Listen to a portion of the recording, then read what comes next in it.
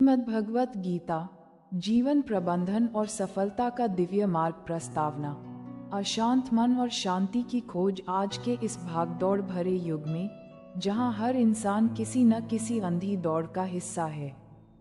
मन की शांति एक दुर्लभ वस्तु बन गई है।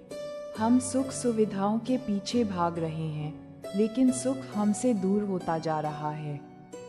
हम रिश्तों को जोड़ने की कोशिश कर रहे हैं, लेकिन कड़वाहट बढ़ती जा रही है।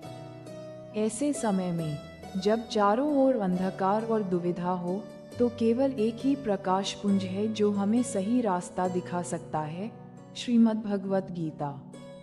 भगवान श्री कृष्ण ने कुरुक्षेत्र के मैदान में अर्जुन को जो उपदेश दिए, वे केवल एक युद्ध के लिए नहीं थे, बल्कि वे उस हर इंसान के लिए हैं जो अपने भीतर के द्वंद्व और बाहरी दुनिया की चुनौतियों से जूझ रहा है। मन पर विजय। सबसे बड़ी जीत गीता का सार यह है कि हमारा मन ही हमारा सबसे बड़ा मित्र है और यही हमारा सबसे बड़ा शत्रु भी। जब मन हमारी इच्छाओं और इंद्रियों के वश में होता है, तो वह हमें विनाश की ओर ले जाता है। लेकिन जब हम विवेक और बुद्धि से मन को नियंत्रित कर लेते हैं, तो वही मन हमें ईश्वर और सफलता की ओर ले जाता है। श्री कृष्ण कहते हैं कि जो व्यक्ति अशांत है, उसे सुख कैसे मिल सकता है। शांति का मार्ग मन के नियंत्रण से होकर गुजरता है। कर्मयोग। फल की चिंता से मुक्ति। अक्सर हम कोई भी काम शुरू करने से पहले उसके परिणाम के बारे में सोचने लगते हैं। क्या मैं सफल होऊंगा? लोग क्या कहेंगे? अगर हार गया तो क्या होगा? ये विचार हमें काम करने से रोकते हैं या हमारे काम की गुणवत्ता को खराब कर देते हैं। श्री कृष्ण का मंत्र स्पष्ट है, कर्मण्येवाधिकारस्ते मा फलेषु कदाचन। इसका अर्थ है कि तुम्हारा अधिकार केवल कर्म करने पर है, उसके फल पर नहीं। जब आप फल की चिंता छोड़ देते हैं, तो आप अपना 100% उस कार्य में लगा पाते हैं। यही कर्मयोग है। मोह और अज्ञान का त्याग जीवन में दुख का सबसे बड़ा कारण मोह है। मोह चाहे अपनों से हो, धन से हो या अपनी पहचान से, यह इंसान को अंधा बना देता है। धृतराष्ट्र का अपने पुत्र दुर्योधन के प्रति मोह ही महाभारत के विनाश का कारण बना। जब हम किसी व्यक्ति या वस्तु से अत्यधिक जुड़ जाते हैं, तो हम सही और गलत का अंतर भूल जाते हैं। गीता हमें सिखाती है कि यह संसार नश्वर है। जो आज आपका है, कल किसी और का था और परसों किसी और का होगा। इस सत्य को स्वीकार करना ही ज्ञान है। रिश्तों की मर्यादा और सम्मान। रिश्ते प्रेम से नहीं, बल्कि सम्मान और मर्यादा से टिकते हैं। जहाँ मर्यादा का उल्लंघन होता है, वहाँ विनाश निश्चित है। श्री कृष्ण कहते हैं कि जिस रिश्ते में आपकी कद्र न हो, जहाँ आपके आत्मसम्मान को ठेस पहुँचती हो, वहाँ से हट जाना ही उचित है। विदुर और दुर्योधन का उदाहरण हमारे सामने है। भगवान श्री कृष्ण ने दुर्योधन के 56 भोग त्याग दिए क्योंकि उसमें प्रेम और सम्मान नहीं था। लेकिन विदुर के घर जाकर उन्होंने प्रेम से साग रोटी स्वीकार की।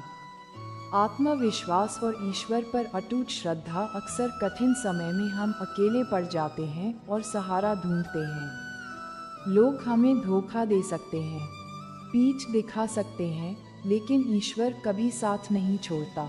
गीता हमें सिखाती है कि दुनिया को अपना सहारा मत बनाओ, बल्कि उस परमात्मा को अपना सारथी बनाओ।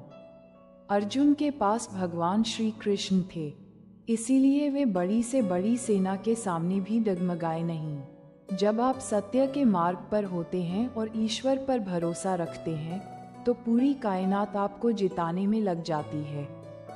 क्रोध और वासना। पतन के द्वार। श्री कृष्ण ने नरक के 3 द्वार बताए हैं, काम, वासना, क्रोध और लोभ। क्रोध में इंसान की बुद्धि काम करना बंद कर देती है। जब बुद्धि नष्ट होती है, तो विवेक मर जाता है और व्यक्ति ऐसा कदम उठा लेता है जो उसके पूरे जीवन को बर्बाद कर देता है। Image showing the chain reaction. Anger leads to clouded judgment, which leads to loss of memory, values. क्रोध को नियंत्रित करने का एकमात्र तरीका है धैर्य और आत्मचिंतन। उबलते पानी में जैसे चेहरा नहीं दिखता, वैसे ही क्रोधित मन में समाधान नहीं दिखता। जीवन का संतुलन, अति का त्याग, अति सर्वत्र वर्ज्येत, यानी किसी भी चीज की अति बुरी है।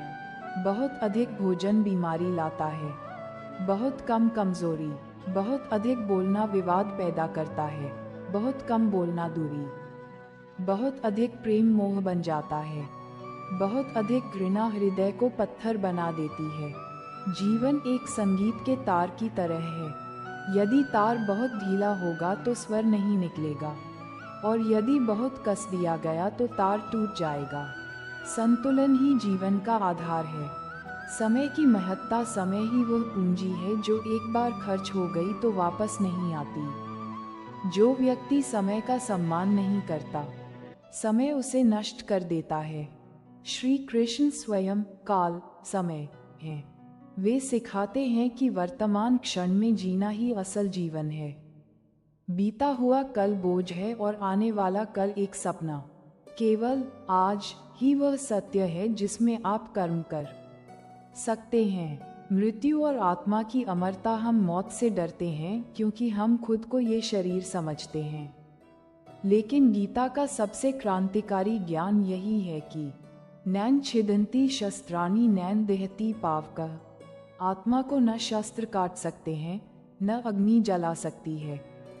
मृत्यु केवल एक वस्त्र बदलने की प्रक्रिया है। जब ये समझ विकसित हो जाती है तो इंसान के भीतर से भय समाप्त हो जाता है और वह निडर होकर धर्म के मार्ग पर चलता है। कलयुग में जीने की नीति, कलयुग में सीधा होना भी एक कमजोरी मानी जाती है। श्री कृष्ण सिखाते हैं कि जहाँ धर्म की रक्षा के लिए शस्त्र उठाना पड़े, वहाँ पीछे नहीं हटना चाहिए। अत्याचार सहना, अत्याचार करने जितना ही बड़ा पाप है। अपनी रक्षा खुद करना सीखें और किसी का मोहताज न बने। उपसंहार, जीवन को सफल कैसे बनाएं? श्रीमद्भगवत गीता केवल एक धार्मिक ग्रंथ नहीं, बल्कि एक लाइफ मैनुअल है।